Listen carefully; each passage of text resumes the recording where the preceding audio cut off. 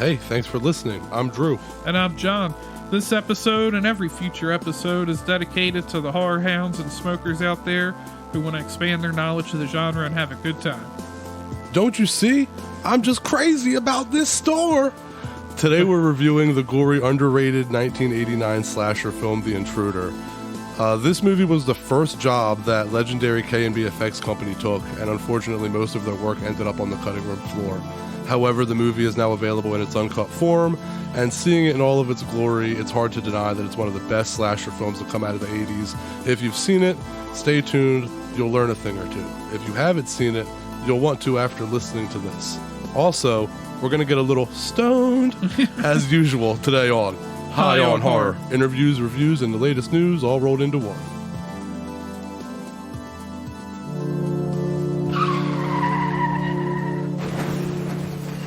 So, I stopped at the dispensary. We had that Black Perry. That Black Mike Perry. Although he thinks he's black, that's a whole different story. Anyway, I bought the Black Cherry Punch that we've had before. I mean, I probably should have went with something new, but it's familiar and we liked it last time. It tastes delicious. Yeah, it was purple as fuck. Yeah, hell yeah. Well, while you're getting that ready, damn, you already got it packed. While you're... I got that and a bowl pack. And I got a pen of Starduster. Damn, my man came prepared for this. While you're hitting that, I wanted to bring up, so at CinemaCon, the Halloween Ends trailer premiered. And I saw Jamie Lee post something Halloween Ends the other day. Well, the thing is they didn't... Wherever, Twitter, I think. Right, well, they didn't actually release the footage yet. Like, it's not on YouTube or anything like that. Like, they didn't release the trailer publicly. It was more for, like, the people that were just at this con. But people described the trailer, and they said that, like, it kind of starts off with 40 years ago, he came home. And it's, like, actual footage from the 78 film. And then it says, in 2018... Trying to kill you with that nostalgia. Yeah, and then it says, in 2018, he came home again, and then there's, like, a montage of him, like, just killing people, all the victims. We're gonna need a montage. And then it picks up, and it says, like, now. And, like, all it is they said there's, like, no music, apparently, and it is just, like, real time, no music, Michael Myers and Laurie Strode duking. Apparently, she's, like, hiding in a closet, and Michael, like, walks past the closet and actually busts through it, kind of like he did in the first one, pulls her out of the closet. They duke. It ends with him being on a table, apparently, and she, like, pulls his mask off and raises a knife above his head and says, like, "Good night, Michael," and the trailer cuts. So, I don't know. What if that really was the end of the movie and they just ruined it in the trailer? They don't show if he dies or where she stabs him or nothing. It just shows, like...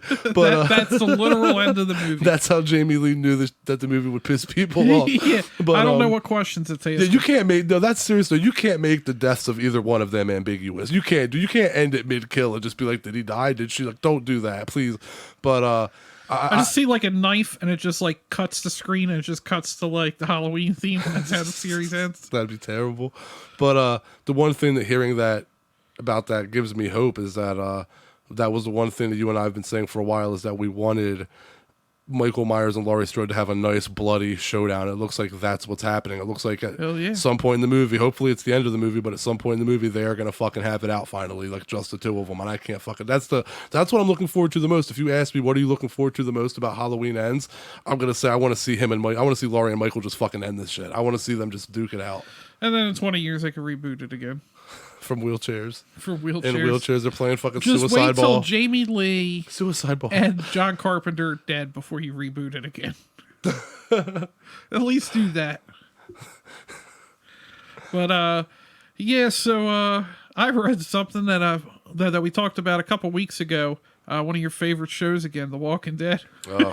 Do we need to shit on The Walking Dead again? Yeah, because I brought up about how there was all those buddy shows. And there was Daryl and Carol.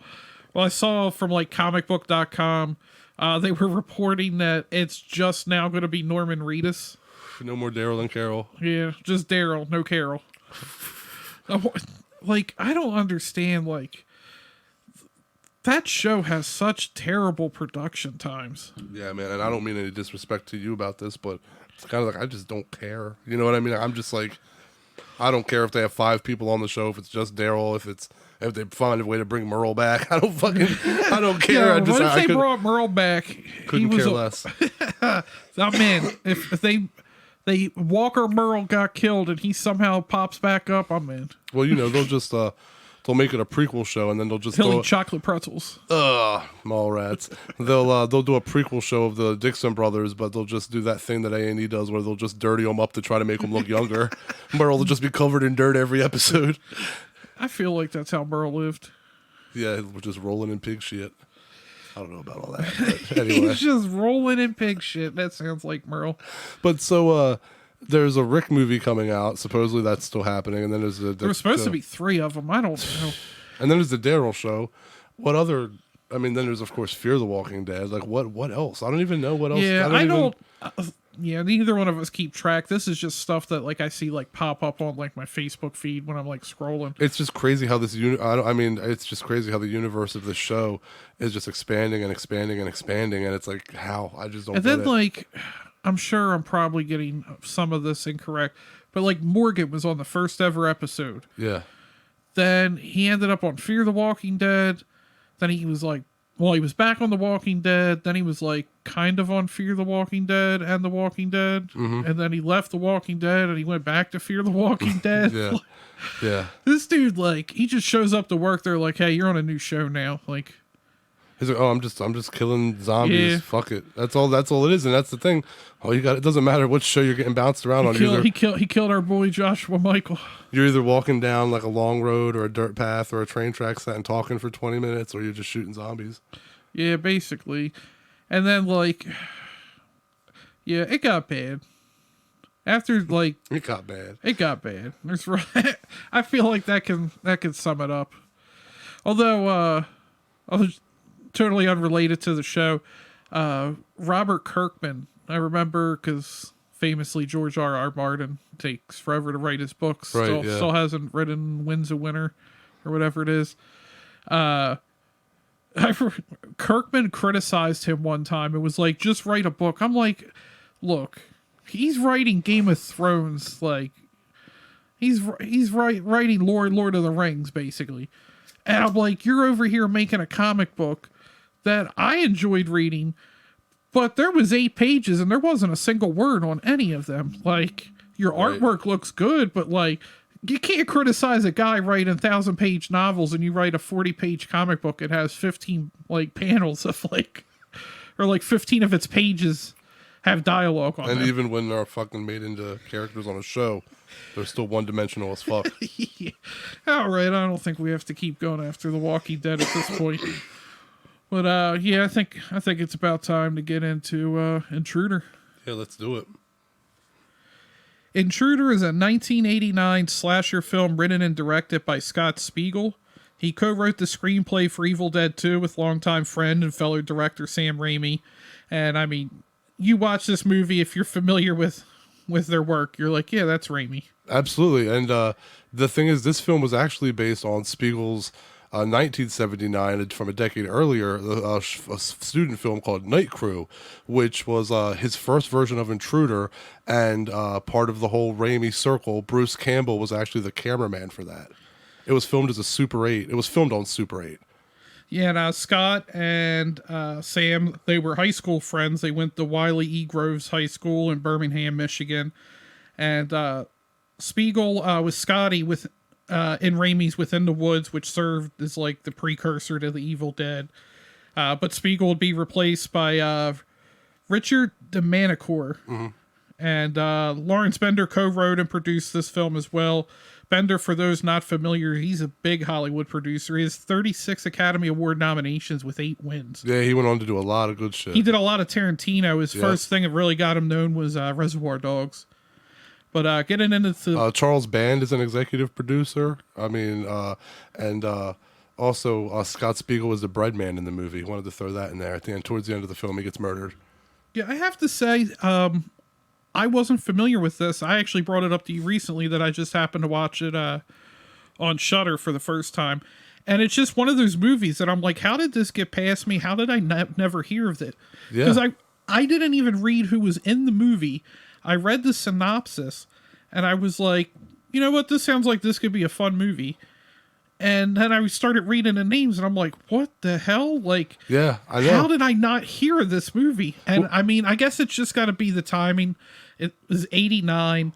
Slashers were dying in the late 80s, early 90s. Like, slashers weren't big. But it's really good. I mean... And this one flew under the radar Evil anyway. Dead in a supermarket. Yeah, essentially. But this one flew under the radar anyway, like, regardless of... how that's a lot of people missed it. You know what I mean? I myself, I didn't find this movie until like 2012 or 2013 or something like that. It's crazy. It might have been a little before that, maybe 2010, but it was like, you know, I found it on DVD at a farmer's market. It was just a cheap like red cover with a black silhouette on it. It's nothing like the artwork you see on Shudder and stuff now, you know? And I had no idea what to expect. Shudder's artwork for it. It is nice. Yeah, I know. Well, all I knew was that it just said, you know, Bruce Campbell at the top, and it said it was a slasher, and I was like, oh shit, I'm going to watch this. And like we talked about, like, you know, because I was like, how did you never tell me about this? Right, and it's just one of those ones that I'm just like, how in the world did this slip past me? But you were pulled in for the same reasons. That was my point. Was the same thing that hooked me years prior. Hooked you. You saw Bruce Campbell, and then you saw slasher, and then you saw like okay, this just looks good, and that pulled you in. Slasher, 80s, Bruce Campbell, and then you see the movie, and you realize there's hardly no Bruce Campbell in it, but it doesn't matter. Like, it doesn't matter. You're not like disappointed. Well, like I was saying, I read the synopsis before I saw who was involved, and they mention, I think on Shudder right at the end of the synopsis, that Bruce Campbell's in it, and that was just another like, oh yeah, this definitely has me sold now. Yeah. And then I'm like, okay, I know Bruce Campbell's a cop in this movie, but like, when the hell's he going to show up? Right. Yeah, they definitely they honey-dicked us with Bruce Campbell in this one. But it carried itself. Like, the movie carried itself enough that you didn't really miss him, and that's crazy to say because it was just like an all-indie cast kind of. Yeah, and get into the film here. We started a supermarket that's closing, and workers are restocking the shelves for the next day. Craig, played by David Burns, he would go on to work in some installments of the Witchcraft series, and not well. I mean, I don't know if they're really good, but I mean, 7 and 9. You know, you're not scraping. It's not the cream of the crop, as Macho Man would say. And he's the ex-boyfriend of cashier Jennifer, and it looks like the two are having a lovers' quarrel. And then Linda, played by Renee Estevez. And I was like, wait, Charlie and Emilio have a sister? Yes, they do. And this was her. I had no idea they had a sister. She's worried about her friend, and she presses the panic button. And co-owner Bill's played by Dan Hicks, another legendary Evil Dead Danny. alum. Yep, legendary Danny Hicks. Rest in peace. Shows up, and we got a fight that ensues. It's no Hobgoblins fight, though. No, and the funny thing is, I want to, you always got to bring up Hobgoblins. I think that might have to be a future review that we do. I feel like that could be a watch along, maybe. Or even, I bet you, I'll have to reach out. There might be some people involved in that we could get on here. But I wanted to say that, actually, Danny Hicks and I actually went back and forth like a lot before on Facebook. So it really saddens me to have this podcast now. I was going to say that to you because if he hadn't passed, I really feel that he was someone that we could have gotten on. Like, I talked to him enough and he would have been on for this episode. I would like to think that. But Danny Hicks had said that there were tons of dog food in this grocery store that they were filming in that expired during filming and, quote, stank to high heaven. Ugh. I can't imagine, right? It's just spoiled. Dog food smells horrendous to start with. Right. And also, let me add to that the grocery store, when they had it for the film, for filming, it was empty with bare shelves. And they actually hired 2 5-ton truckloads of dented boxes, like stuff that you couldn't buy, like that stores couldn't sell because they were damaged in some way or another. They had 2 5-ton truckloads of those types of foods. How do you even order that stuff? I don't know, but especially in the 80s. They only paid $1,000 though, and that's what they used to stock the shelves for filming. That's interesting. Yeah, I still want to know how today I feel like it's pretty logistical. You just have a website and it's just like... Yes, you just Google the shit. You literally just Google it. Like in the 80s, how were they knowing, like, hey, this is who you contact about damaged merchandise from, like, 18-wheelers that, like, we could buy and just put on the shelf? Buy the fucking truckload, literally. Yeah. The fight ensues. Craig escapes onto the shop floor, and the night crew set out to track him down. While Jennifer calls the police, and I forgot to mention her name. She's played by Elizabeth Cox. I forgot to mention her earlier. Yep. But When we find Craig, there's another scuffle. He's ejected from the building and he like runs away into the night like Christian Bale did in Batman Begins when he disappears after meeting Falcone. Falcone, right? But yeah, anyway, the owners... I love the Batman reference, though. I love that you had to throw that in. The owners gather the night crew, and then this kind of almost turns into like Assault on Precinct 13 meets a slasher. Because now they're the closing down station. They're essentially trapped inside.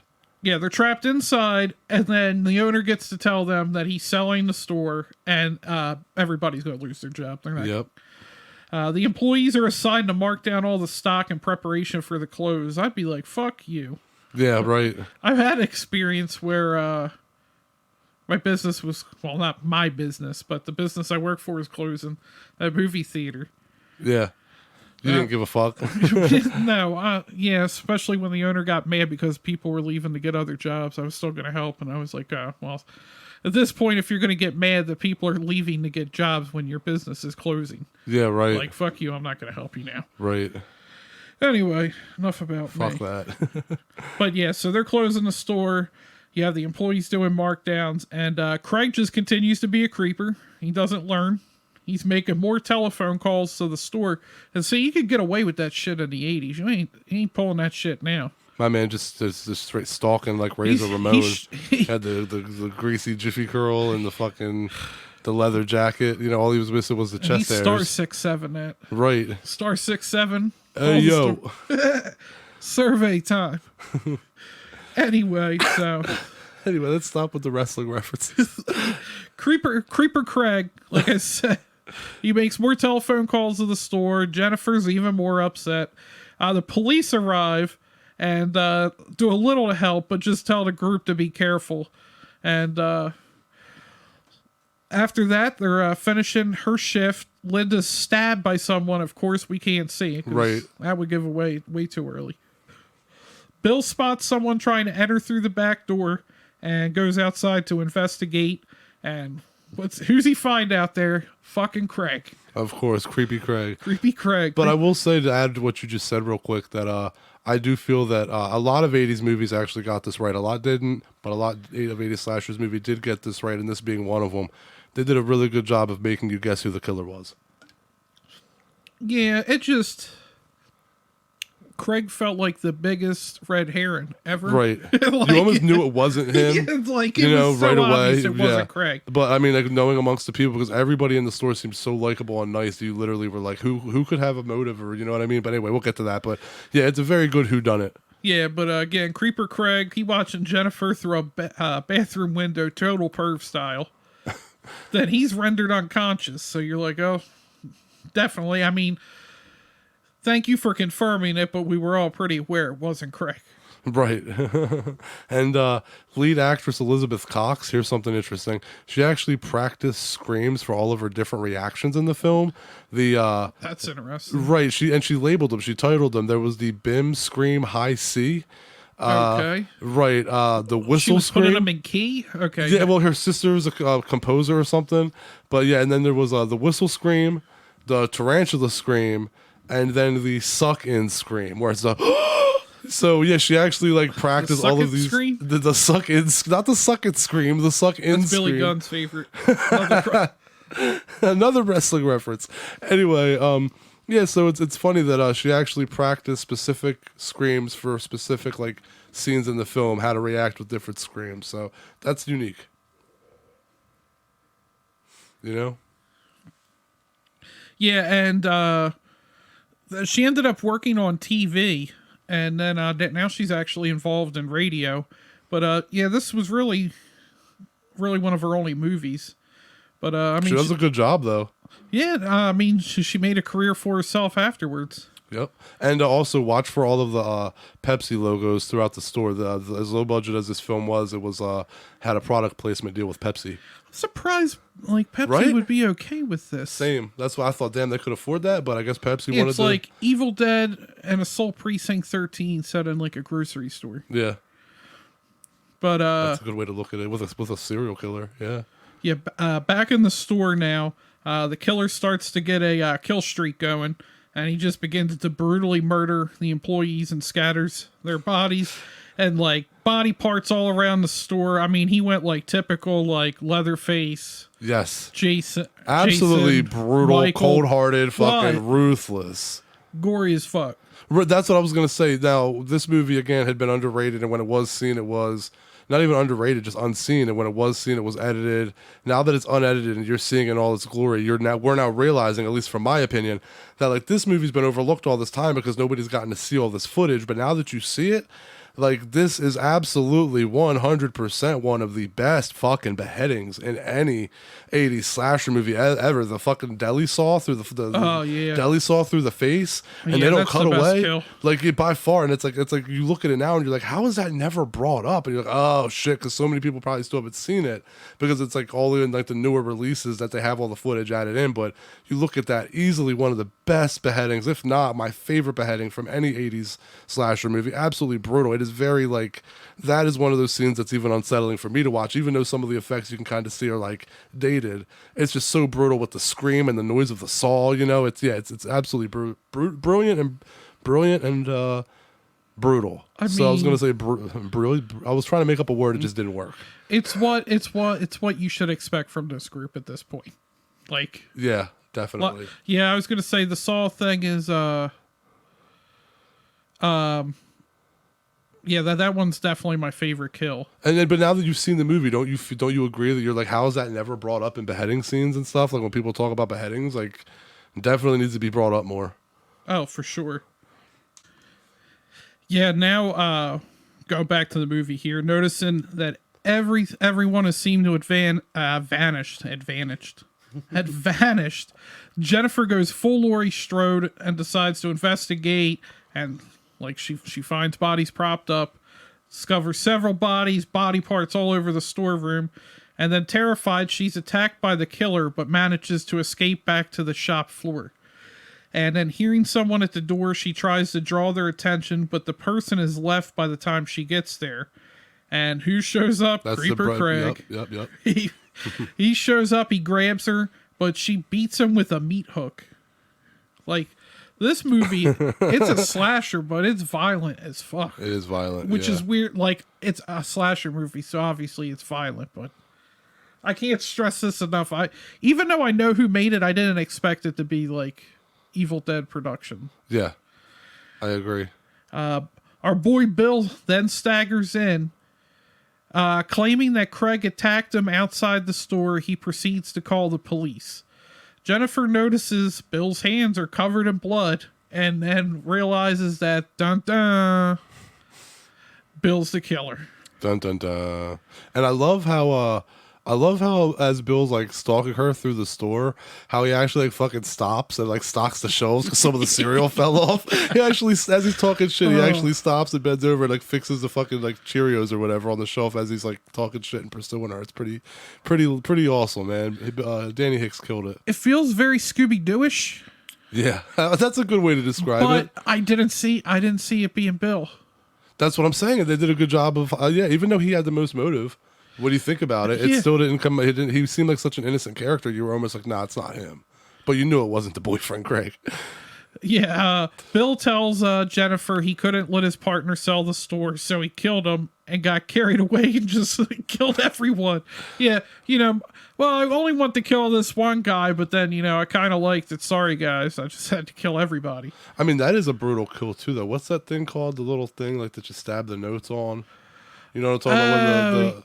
When the co-owner gets his eye jammed in his... Yeah, that one's pretty fucking brutal, too. Eye stuff fucks with me. Same. Is that in Achilles tendon? Or as I like to say, Achilles tendon? Achilles tendon. Oh, shit. Where the fuck was I in my notes here? I'm too fucking high right now. Oh, shit. I fucking really did lose my place here. Well, it's okay. I'll throw in while you're saying that when I met Ted Raimi, I actually...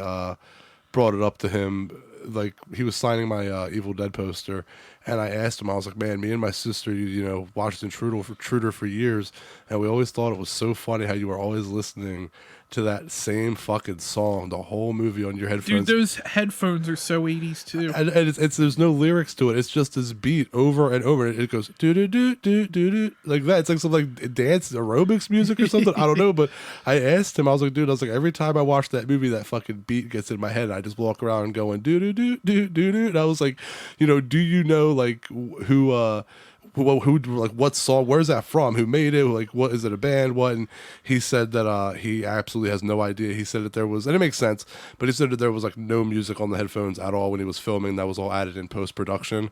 So yeah, I don't know if there's some sort of copyright on the whole like stealing the beat thing. I don't know, but no, apparently nobody knows what that song's from. Josh can answer that for us. We'll have Josh make us our own beat like that. That'll be the new theme song. Anyway, no, we're not drop gonna do me that. a beat, Josh.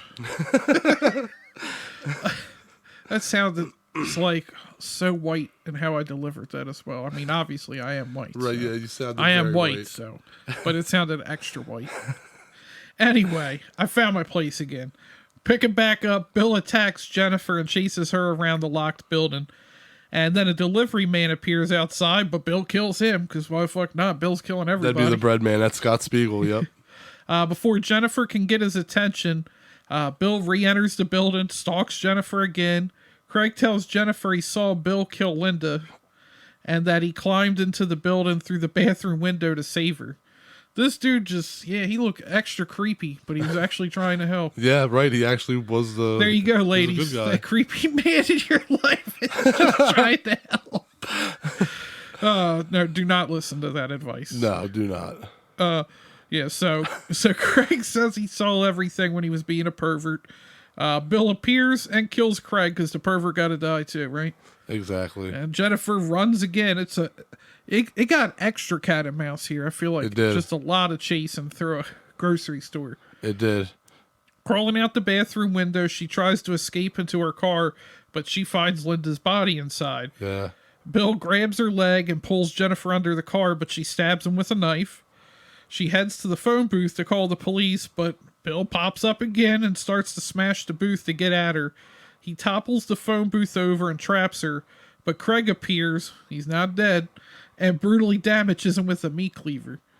I gotta say, they used a lot of I feel like they were very thorough in thinking of like stuff that would definitely be in a grocery store. And I feel like none of the characters were real like dumb. I feel like a lot of the characters, like especially the men, they put up a lot of fight.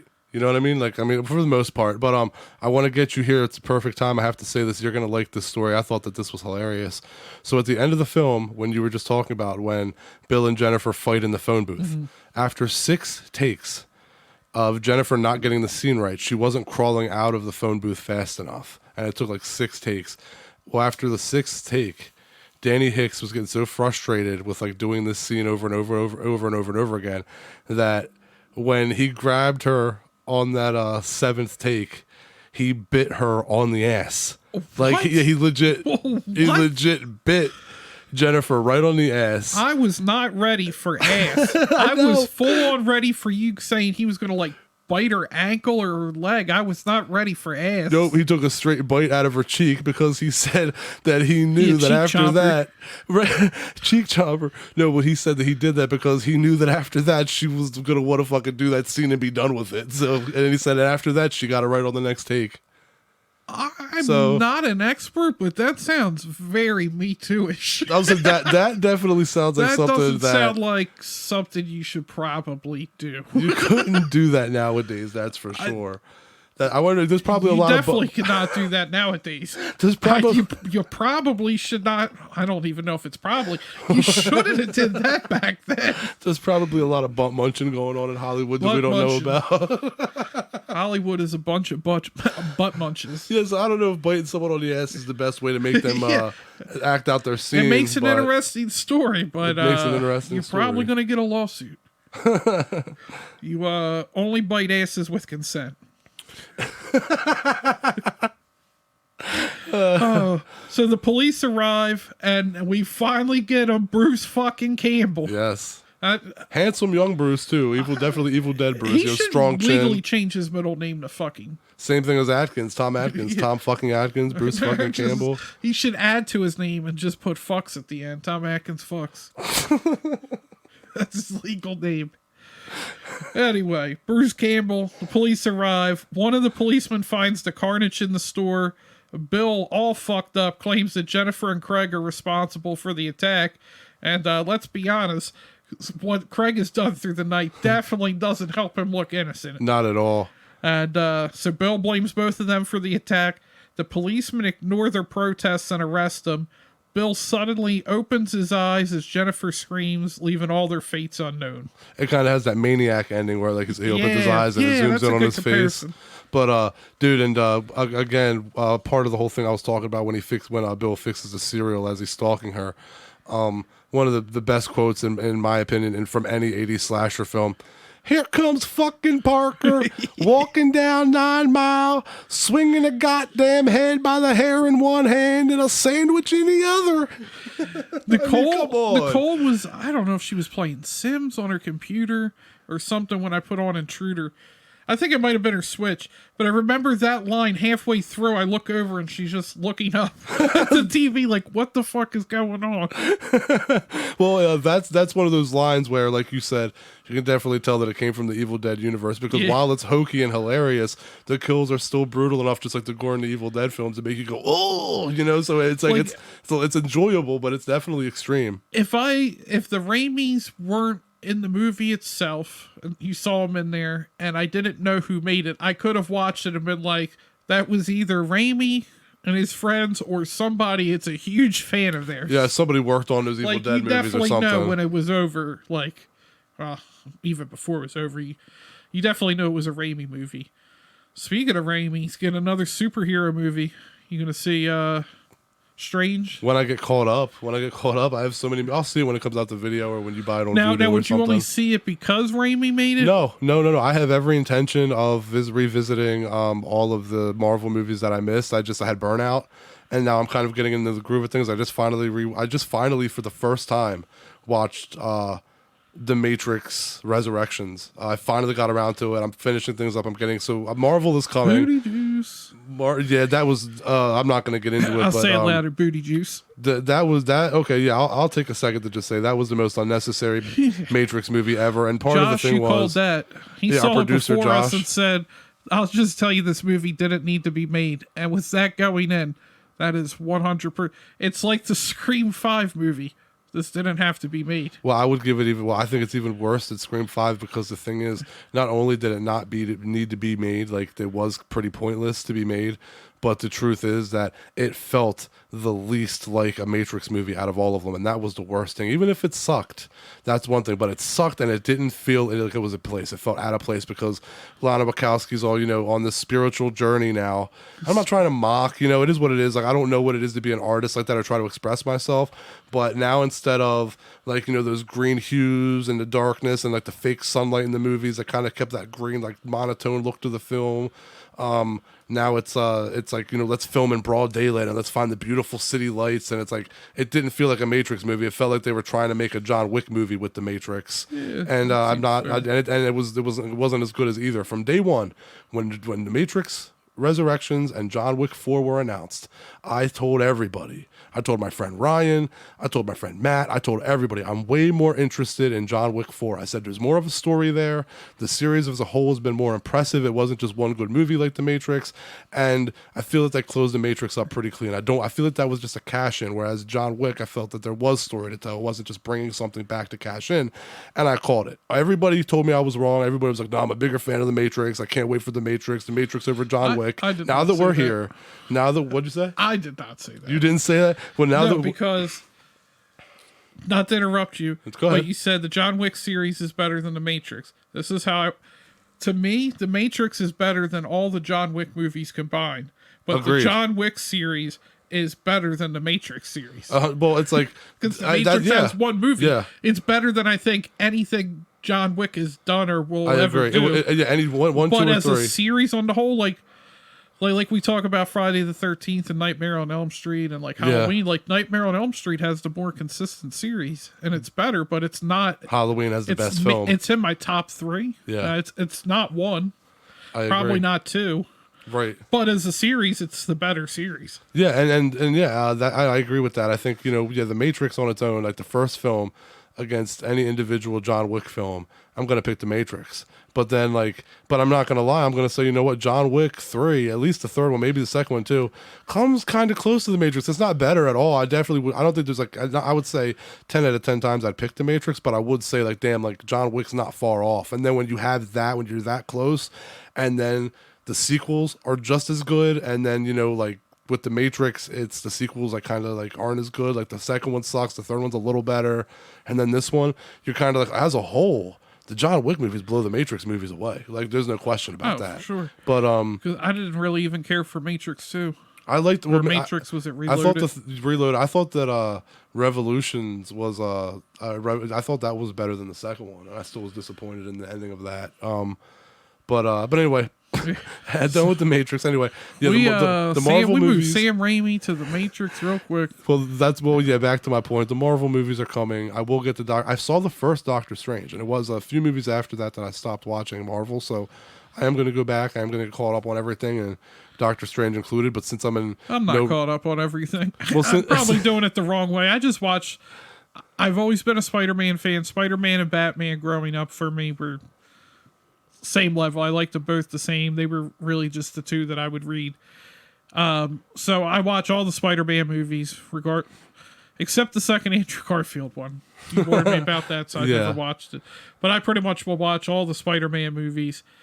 And I really liked Doctor Strange the first time I saw it, and I really enjoyed it. I didn't even think I would like it when I first saw it, but I thought it exceeded expectations, and this new one looks pretty good. But I'm not fully caught up on Marvel. Yeah, I'm kind of when I get to it, It'll be on your Vudu account by the time it comes out, and I probably won't even be there and ready to watch it.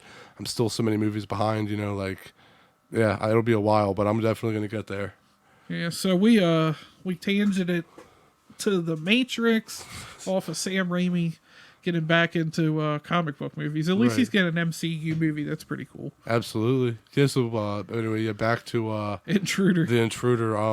So KMBFX, I mentioned earlier that this was their first gig. They got paid $7,000 a person for this movie. Now, I mean, they make that sound like not a lot of money, and maybe it's not because I'm no effects person. But back then in '89, I feel like $7,000 a person is pretty decent for a film with obviously a low budget. You said it was 7,000? Yeah. Let me see. You gotta look it up. I'm gonna look it up and blindly trust whatever website. 1989 is equivalent to purchasing power to about $16,230.06 today. That's decent, yeah. So I don't know what makeup companies are used to getting paid, but I wonder how much it costs for. Well, I guess the stuff and everything. The studio. No, they make the stuff and then charge. So I mean, it all comes out of cost. So, but either way, yeah, it's not decent. I mean, it's I didn't think it was that bad. No, but if that's low, I mean, I should have gotten in makeup effects. I'd take $17,000 to make a Chucky doll or to saw somebody's head in half or something. Got into the wrong fucking profession, bro. But anyway, yeah. So Intruder. This is another one that's not being rated on a technical scale. Yeah. It's being graded on the enjoyability scale. Enjoyability scale, easy 8.5 out of 10. Oh yeah. Hell yeah. I'd say 8.7. I see you rewatching this a lot. You rewatch movies that you like. I do. I see you rewatching this a lot. It's that what's it that dealing with anxiety shit. You just keep watching the same the stuff. Comfort shit, yeah. It's usually Joe Bob too. Usually, if it's a movie that I want to watch and Joe Bob's hosting it, I just watch him host it.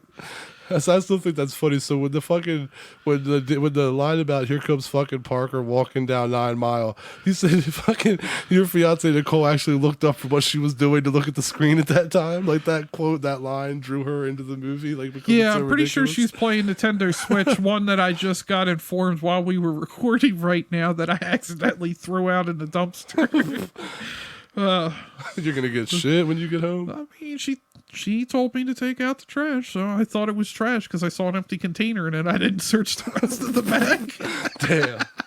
So I guess that is a little on me. Shame on you. Shame on you. Yeah, but yeah, I could see me watching this one a lot. It's another one you can just throw on. Agreed. And It's available to stream on Shudder. You know, we're buddies with Shudder, so we have no problem name dropping them. Check it out. Yeah, actually, Darcy mentioned that I've seen a couple other podcasts. It's funny, when I was researching stuff, I saw some podcasts that were on Intruder, and I looked at the dates, and they're fairly recent, so it looks like it's done a good job of Shudder promoting it. I mean, I saw it on the front page, and like I said, for some reason it slipped me by, and I saw it, and I was excited. I was like, this sounds interesting in a supermarket, and I was not disappointed. Well, it's funny because to you listeners out there, John had said this earlier, but one of the things that he said to me was, John said, how did you never tell me about this movie? Because when he brought it up to me, I immediately started texting him. But I think I sent you a voice clip of me doing the "Here comes fucking Parker," you know, like right when you said we started talking about it back and forth, and you were like, "Dude, how have you never told me about this?" And then I said, "I'm like, there's just too many movies." I was like, "There's so many." And then like after we had that conversation, I had a thought, and there is one that I do want you to watch where Ted Raimi. It's just right in the same vein of Intruder. It's a little sillier. But Ted Raimi plays a serial killer who goes around killing women, and he's like making body suits out of them, like Ed Gein style. Okay. So, but that's going to be one that we're going to have to visit soon because that's right in the same alley. It's right at the same point of Ted Raimi's career. I have it on Blu-ray. Okay. Yeah, so we'll do that. And what was the one you mentioned earlier that we needed to do?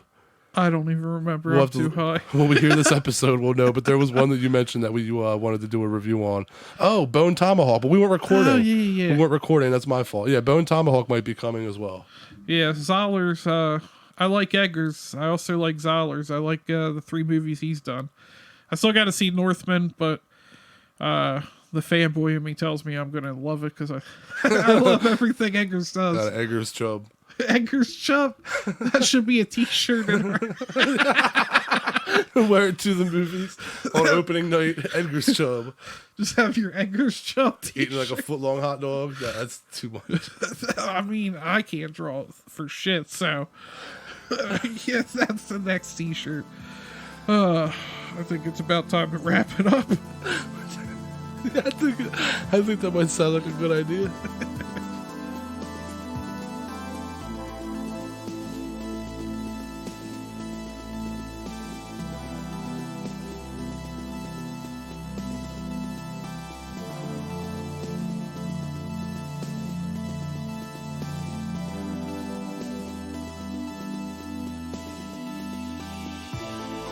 Thanks to all the horror hounds and smokers out there for tuning in. Again, if you have not seen this movie, it's on Shudder. You need to watch it. It's finally starting to get its due, I feel like. Like I said, I've started seeing more and more reviews come out about it. Anyway, for next week, just follow us on social media, and we'll have an announcement for you as to what the next episode is. You can follow us on Facebook, Instagram, Twitter, TikTok. I think that's all of them. Jeez. Yeah. There's way too much social media. Elon just buy it all and convert it into one. It's what the people want. Anyway, we're at High on Horror 420 again on Facebook, Instagram, Twitter, TikTok, Twitch, anywhere and everywhere. Everywhere. And Email highonhorror420@gmail.com. Our website, highonhorror.com. You can sign up for our newsletter, and you'll get our latest guest announcements and episodes sent directly to your inbox. And, yeah, I guess that'll about wrap her up. Catch you later. Bye, everybody.